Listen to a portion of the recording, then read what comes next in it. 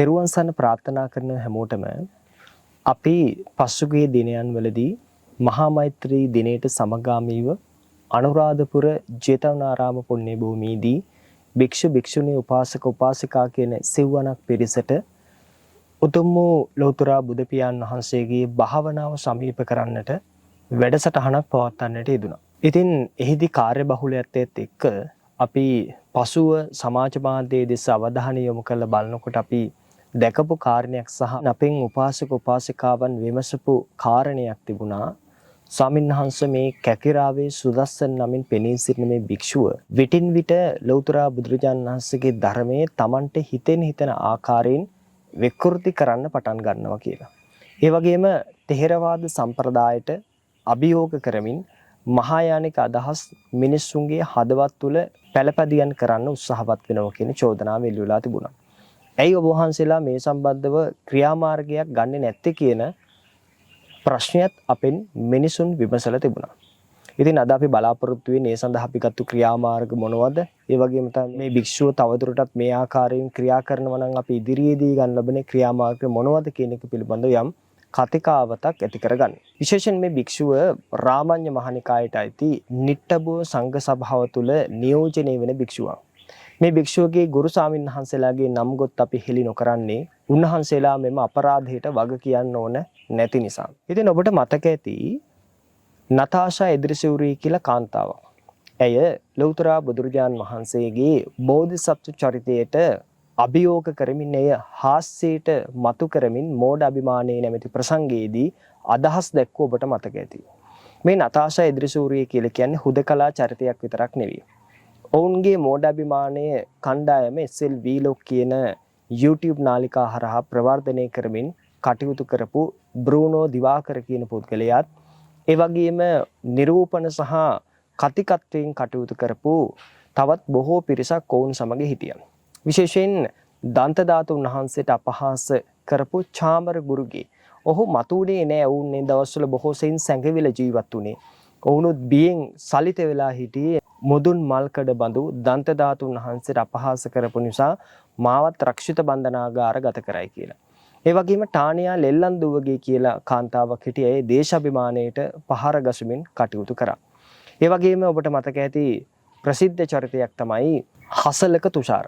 ඔහු ප්‍රසිද්ධියේ කලිසම් ගලවමින් කලිසමක් නැතුව අඩනිරුවතින් ජීවත් වීම බොහොම ශ්‍රේෂ්ඨ ගුණාංගයක් බවට පත් කරන්නට ඕන කියලා සමාජ කතිකාවතක් හදපු අය.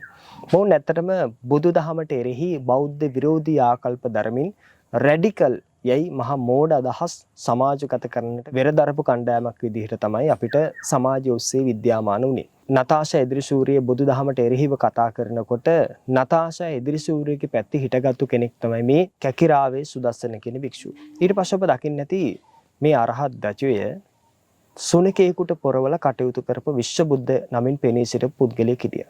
එම අවස්ථාවේදීත් මේ කැකිරාවේ සුදස්සන නැමැති මෙම භික්ෂුව සේපාල අමරසිංහ නැමැති පුද්ගලයෙක්. සේපාල අමරසිංහ කියලා කියන්නේ දන්ත ධාතුන් වහන්සේට අපහාස කරලා රක්ෂිත බන්ධනාගාරගත කරලා එම වැරදි නිවැරදි කරගත්ත අය සමාජයට පෙනී සිටමින් වීඩියෝ පට නිකුත් කරන සමාජ මාධ්‍ය ක්‍රියාකාරිකයෙක්. එවකට සේපාල අමරසිංහ ගත්තේ විශ්වබුද්ධ හරි නතාෂා හරි අවලෝකිතීශ්වර හරි මහා සංඝරත්නයේ වැරදි කියන ආකල්පය තුල තමයි සේපාල අමරසිංහ එවකට ක්‍රියාත්මක වෙමින් හිටියේ. ඉතින් මෙම සේපාල අමරසිංහත් සමග කැකිරාවේ සුදස්සන එක්වෙමින් සමාජ මාධ්‍ය හරහා අපට එරෙහිව ICCPR පනතින් යම් නඩු පැවරීම් පවා කරන්න ඕන කියලා කැකිරාවේ සුදස්සන සේපාල අමරසිංහත් එක්ක වීඩියෝ පට නිකුත් කරා. ඉතින් අවලෝකිතීශ්වර කියන සිද්ධියදිත් එහෙමයි. ඉතින් මේ විදිහට ගලාගෙන එනකොට මේ කැකිරාවේ සුදස්සන අර SL Vlog කණ්ඩායමේම ආభాෂය ලැබපු තවත් පුද්ගලයන් සමග අපි දැක්ක සමාජ මාධ්‍ය ඔස්සේ වීඩියෝ පට නිකුත් කරමින් කාලාන්තරයක් යනවා. ඉතින් මෙවැනි වකවානුවක අපි විසින් පූජනීය මහා සංඝරත්නයට විශේෂයෙන් රාමඤ්ඤ මහනිකායේ මහානායක නාහිමිපාණන් වහන්සේට ලිපියක් යොමු කරමින් සහ විශ්වවිද්‍යාලයට ලිපියක් යොමු කරමින් අපි බැලුවා මොහු ඇත්තටම කතිකාචාර්යවරයෙක්ද කියලා. ඒද අපිට අනාවරණය වෙච්ච කාරණේ තමයි ඔහු විශ්වවිද්‍යාලයේ ක්‍රිස්තියානි අංශයේ තමයි බාහිර කතිකාචාර්යවරයෙක් විදිහට කටයුතු කරලා තියෙන්නේ. පසු කාලීන කැලණිය විශ්වවිද්‍යාලයේ විසින් මෙම කැකිරාවේ සුදස්සන නැමැති භික්ෂුව දේශන සඳහාවත් ගෙන්වා ගන්නේ නැහැ කියලා පසුව ප්‍රසිද්ධ කළා තිබුණා. ඒ වගේම රාමඤ්ඤ මහානිකාය විසින් වරක් මේ භික්ෂුවට කැඳවල අවවාද කරලා තිබුණා. එවකට ඒ භික්ෂුව විසින් නිදහසට කාරණා විදිහට සඳහන් කරලා තිබුණේ පසුගිය වීඩියෝ පට අරගෙන සංස්කරණය කරලා තමයි ওই පේජස් වල ගහන්නේ කියලා. ඇත්තටම නිකායේ නොමග හැරීමක් තමයි ඔහු විසින් සිද්ධ කළේ. ඔහු විටින් විට විවිධාකාර ආందోලනාත්මක බෞද්ධ විරෝධී අදහස් පළ කරමින් විශේෂයෙන් වැඩිහිටි මහා සංඝරුවන නොමග ඇවීමට කටයුතු කරා. ඉතින් මෑතකදී නැවත වරක් මෙම කෙකිරාබේ සුදස්සන් නැමැති භික්ෂුව ලෞතර බුදුරජාන් වහන්සේට දේශයේ පහළ වෙන බවත් උන්වහන්සේගේ බුද්ධත්වයේ පවා අභියෝගයට ලක් කරමින් Facebook සටහන් පවා තබලා තිබුණා. විටක මේ භික්ෂුව කියනවා කාමයේ සහ සුරාව විමුක්තියට ඊටම ආසන්නයි කියලා. ඉතින් අපි මේ සම්බන්ධව රාමඤ්ඤ මහා නිකායට ලිඛිතව කරුණාකාරණා ඉදිරිපත් කරන්නට යෙදුණා. ඉතින් මිනිසුන් අපෙන් විමසන නිසා තමයි අපි ප්‍රතිඵලය කියන්නේ. විටින් විට අපෙන් අහන ස්වාමීන් වහන්සේ මේ භික්ෂුවට විරුද්ධව ඇයි නිකායෙන් තීරණයක් ගන්න නැත්තේ? ඇයි ඔබ වහන්සේලාත් එකම නිකාය නිසාද මේ භික්ෂුවට එරෙහිව කතා කරන්නේ නැත්තේ කියලා. ඉතින් අපිට ඒකට දෙන්න තියෙන පිළිතුර තමයි අපි මේ භික්ෂුව සම්බන්ධව රාමඤ්ඤ මහා නිකාය විටින් විට දැනුවත් කරා. එහි ප්‍රතිඵලයක් වශයෙන් මේ භික්ෂුව කරන්නා වූ කටයුතු පිළිබඳව අධීක්ෂණය කරන්න විශේෂයෙන්ම කමිටුවක් පත් කළා. ඒ භික්ෂුවගෙන් නිදහසට කරුණු කාරණා විමසනවා. ඒ වගේම තමයි යම් අවදානමක් මේ භික්ෂුවට තියෙන යම් විහාරස්ථානයක මේ භික්ෂුව විහාරාධිපතිත්වයක් දරනවා නම් එම යම් නිලතල බලතල තියෙනවා නම් ඉවත් කළ යුතුයි කියලා යම් යෝජනාවක් ඉදිරිපත් වෙලා තියෙනවා. ඒ වගේම තවදුරටත් අපි හිතනවා මේ භික්ෂුව මේ විදිහට කටයුතු කරගෙන ගියොත් මොහු ශිෂ්‍යභාවයෙන් අහෝසි කළ යුතුයි කියලා. විශේෂයෙන් කැකිරාවේ සුදස්සන හාමුදුරුවන්ගේ ගුරු ස්වාමීන් වහන්සේ මේ සම්බන්ධව දැඩි කැනස්සල්ලෙන් කටයුතු කරනවා. මොකද ලෞතර බුදුරජාන් වහන්සේට ද්වේෂය හටගත්තා කියලා මොහු ප්‍රකාශ කිරීම තුළ බුද්ධත්වයේ පවා අභියෝගයට ලක් වෙනවා. එතනින් නොනැවතුණු මෙම කැකිරාවේ සුදස්සන නම් භික්ෂුව සෝවාන් සකදාගාමි අනාගාමි අරහත් යන මාර්ගඵලලාභී භික්ෂුන් වහන්සේලාට ඩිමෙන්ෂියා වැනි රෝග තත්ත්වයන් හටගන්න පුළුවන් කියලාත් මොහු යෝජනා කරලා තියෙනවා. ඒ වගේම රහතන් වහන්සේලා පූර්ණ විමුක්ති ස්පර්ශ කරගනිමින් තමන්ගේ ජීවිතය අහිමි කර ගැනීම නැත්නම් පිරිනිවනට වැඩම කිරීම මොහු මානසික ව්‍යාකූලතාවයකින් පෙළුණු පුද්ගලයන් කරගන්නා දෙයක් බවටත් සමාජයට ඒත්තු වෙන ආකාරයෙන් ව්‍යංගෙන් පෝස්ට් ආදිය ලිඛිතව ඉදිරිපත් කරලා තියෙනවා. ඉතින් මෙම කරුණාකාරණා සලකා බලලා තමයි රාමඤ්ඤ මහානිකායේ විශේෂාධිකාරී මණ්ඩලය විසින් මේ භික්ෂුව කමිටුවකට කැඳවන්නේ. එහිදී අපි හිතනවා විශේෂයෙන් ගිහි ප්‍රජාවත් පැවිදි ප්‍රජාවත් දෙස සානුකම්පිතව අපේ රාමඤ්ඤ මහානිකායේ මහානා හිම්පාණන් වහන්සේ ප්‍රදාන විශේෂාධිකාරී මණ්ඩලය කල්පනා කරලා බලලා සුදුසු ක්‍රියාමාර්ගයක් මොහු වෙනුවෙන් ගනී කියලා. මොකද දැවැන්ත ගිහි පැවිදි ප්‍රජාවගේ විරෝධය මේ භික්ෂුව කෙරෙහි එල්ල වෙමින් පවතින නිසා. ඇත්තටම මොහු සමග තවත් භික්ෂුවක් ඉන්නවා දිවිතුරේ සුනීත කියලා. දිවිතුරේ සුනීතගේ නම් අදහස කොහොම හරි කාර් එකක් අරගෙන තමන්ගේ ජීවිතේ සුඛෝභෝගී විදිහට ගත කරන එක. අපිට හිතන විදිහට නම් කැකිරාවේ සුදස්සනගේ අදහස වෙන්න ඕන මෙම් විරෝධය පාවිච්චි කරලා වෙනත් රටකට සිටිසන් එකක් අරගෙන ගිහිල්ලා ජීවත් වෙන එක. ඉතින් මේ වගේ ලෞකික පරමාර්ථයන් සාක්ෂාත් කරගන්න තමයි මේ බුදුදහමට මේ ජින චක්‍රයට මේ පර්යාප්තියට මොවුන් විටින් විට පහර ගහන්නේ. අපි මොහු සම්බන්ධව කතා නොකලේ මොකද මේ අනවශ්‍ය පුද්ගලයන් පිළිබඳව අප කතා කිරීම තුළ ඔවුන් ප්‍රවර්ධනයට ලක් වෙන නිසා. විශේෂයෙන් අධර්මවාදී අවිනයවාදී භික්ෂූන් ගැන නිරන්තරයෙන් අපි සාකච්ඡා කිරීම තුළ ඔවුන් නැවත නැවත ප්‍රවර්ධනය වීමක් වෙනවා. නමුත් අත්‍යවශ්‍ය කතා කළ යුතු තැන අනිවාර්යෙන් අප ඔහු පිළිබඳව කතා කළ යුතුයි. මේ සමගම තවත් ඈඳෙන එක පුද්ගලයෙක් තමයි රාජාංගනේ සද්ධා රතන කියන භික්ෂුව. ඔහුගේ නඩුව තියෙන අප්‍රේල් මාසයේ 2 වෙනිදා. ඉතින් අප්‍රේල් මාසයේ 2 වෙනිදා වෙනකොට රාමඤ්ඤ මහානිකායන් ඔහුව ශිෂ්‍යභාවයෙන් අහෝසි කරලා ඒ සම්බන්ධව අධිකරණයට කරුණාකාරණා වාර්තා කරන්න නියමිතයි. ඉතින් ඒ තුල අපිට පැහැදිලි භික්ෂුන් වහන්සේලා ගන්නා වූ වැරදි අත්නෝමතික ක්‍රියාපිළිවෙත් නිසා උන්ට මේ තථාගතයන් වහන්සේගේ ශාසනය පවා හිමි වෙලා යනවා. මේ ලෞතර බුදුරජාණන් වහන්සේගේ ශාසනය අපිට බොහොම කලාතුරකින් ලැබෙන දෙයක්. ඉතින් එහි පර්යාප්ති සුරකමින් ප්‍රතිපත්ති පුරමින් ප්‍රතිවේදේ කරා ගමන් කිරීම තමයි කළ යුතුව තියෙන්නේ. ඒ සඳහා තමයි අපි රජයකින් රාජ්‍ය ආරක්ෂාව බලාපොරොත්තු වෙන්නේ. ඉතින් මේ වෙන විට විහාර දේවාලංග පන්තේ 41 42 වගන්ති සංශෝධනයේ සඳහා ගෞරවනීය මහානායක නාහිමිපාණන් වහන්සේලාගේ අවවාද අනුශාසනා මත එම ලිපි ලේඛන බෞද්ධ කටයුතු දෙපාර්තමේන්තුවට බාර දීලා තිනවා.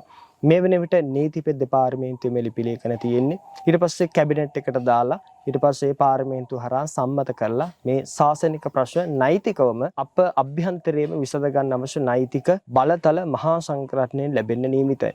ඉතින් පැවතුණු බොහෝ රජයන් මේ පිටිපස්සෙන් දාගෙන ගිය එකට ප්‍රධාන හේතුවක් තමයි මහානායක නාහිමිපාණන් වහන්සේලාගේ ඒකකතාවයේ හිමි නොවුණු එක විදිහට තමයි උන් යෝජනා කරේ. නමුත් මේ අවස්ථාවේදී අපිට හැකියාව ලැබුණා පසුගිය රජයේදීම මහානායක නාහිමිපාණන් වහන්සේලාගේ පූර්ණ එකඟතාවය ලබා ගන්න. ඉතින් පසුගිය රජයේ සමයේ තමයි මෙම ලිපි ලේඛන අපි ඉදිරිපත් කළා තිබුණේ. ඉතින් වත්මන් රජයේ සම්බන්ධව සානුකම්පිතව කටයුතු හොයා බලා කටයුතු කිරීම සම්බන්ධව අපගේ ප්‍රශංසාව පළ කරනවා. ඒ වගේම තමයි මෙවැනි කැකිරාවේ සුදස්සන, ඒ වගේම රාජාග්‍රේන සද්ධාරතන වැනි ශ්‍රමණ ප්‍රතිරූපකයෝ විසින් මේ සම්බුද්ධ ශාසනය හානි කරනවා නම් ඊට එරෙහිව ගත යුතු සීලම ක්‍රියාමාර්ග ගන්න අප භික්ෂුන් වහන්සේලා විදිහටත් ජාතික සංවිධානයක් විදිහටත් බැඳිලා ඉන්න බවත් සිහිපත් කරනවා. ඉතින් අපි මේ වෙලාවේ සිහිපත් කරන්න කැමති කැකිරාවේ සුදස්සනගේ ගුරු ස්වාමීන් වහන්සේත් මේ සම්බන්ධව කනස්සල්ලෙන් ඉන්නේ. ඔහුගේ නිකාය වූ රාමඤ්ඤ මහනිකායේ ස්වාමීන් වහන්සේලාත් දැඩි කනස්සල්ලෙන් මේ සම්බන්ධව පසු වෙන්නේ.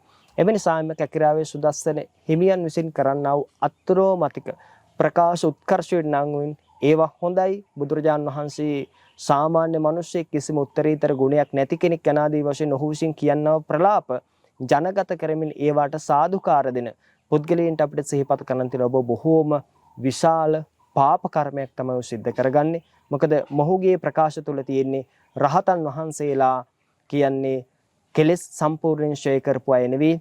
බුදුරජාන් වහන්සේට තරහ ඇතිවන කෙනෙක් භාග්‍යතුන් වහන්සේ කියලා කියන්නේත් බුද්ධත්වයට ඔහු අභියෝගයෙන් ලක් කරනවා. මත්පැන් බීලා කාන්තාවන් සමග හැසිරෙමින් තමයි විමුක්තිය සාක්ෂාත් කරගන්න ඕන. ඒ වගේම තමයි භික්ෂුන් වහන්සේලාට අවවාද කරන්න බෑ මේ මස් කඩ දාන්න එපා.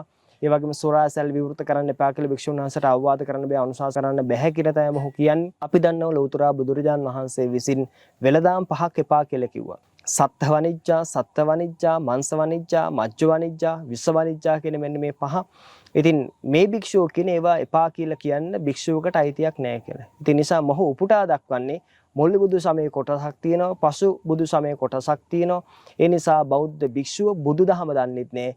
මේ ගිහියෝ බුදුදහම දන්නෙත් නැහැ කියලා. ඉතින් බුදුදහම දන්න එකම කෙනා මේ කැකිරාවේ සුදස්සන විදිහට තමයි ඔහු මමත්වයෙන් යුතුව කටයුතු කරන්නේ. ඉතින් සාමූහික ප්‍රයත්නයක ප්‍රතිඵලයක් විදිහට තමයි ලෝතර බුදුරජාණන් වහන්සේගේ සම්බුද්ධ ශාසනය අපි හැමෝටම හිමි වෙලා තියෙන්නේ. සාමූහිකව එම පර්යාප්තිය ආරක්ෂා කරමින් මතු අනාගත පරම්පරාවට බහර දීම තමයි සිංහලයෙකු බෞද්ධයෙකු සතු පරම වගකීම. එම වගකීම පැහැර හරිමින් වගකීම් විරහිතව යම් භික්ෂුවක් කටයුතු කරනවා නම් ඊට එරෙහිව ගත යුතු සියලු ක්‍රියාමාර්ග අපි විසින් ගත යුතු වෙනවා. ඒ නිසා අපි කැකිරාවේ සුදස්සන හිමියන්ට විටින් විට අවවාද කළා. නමුත් ඔහු එම අවවාද පිළිගන්න ස්වභාවයක් නැහැ. නිකායට කැඳවලා අවවාද කරා. නමුත් ඔහු එම අවවාද පිළිගන්න ස්වභාවයක් නැහැ.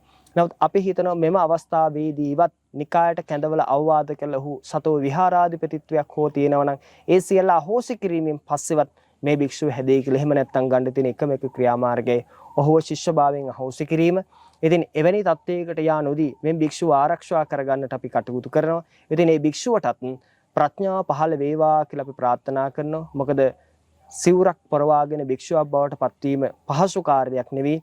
ඉතින් එම අපහසු කාර්යය සිද්ධ කරලා මේ සම්බුද්ධ ශාසනය තුල ඉන්න කැකිරාවේ සුදස්සන හාමුදුරුවන්ටත් අපි තමත් මෙත් සිතින් සිහිපත් කරන ඔබ වහන්සේගේ මිත්‍යා දෘෂ්ටිය බැහැර කළා සම්මා දිට්ඨික වෙලා මේ සම්මා සම්බුදුරජාන් වහන්සේගේ ශාසනයේ මතු අනාගත පරම්පරාවට සුරක්ෂිතව බහාර දෙන යුග මෙහෙවර කරන යුග පුරුෂයෙක් බවට පත් වෙන්නට ඔබ වහන්සේටත් ප්‍රඥාව පහළ වේවා කියලා අපි ආශිර්වාද කරනවා. හැමෝටම තුනුරුවන් සරණයි.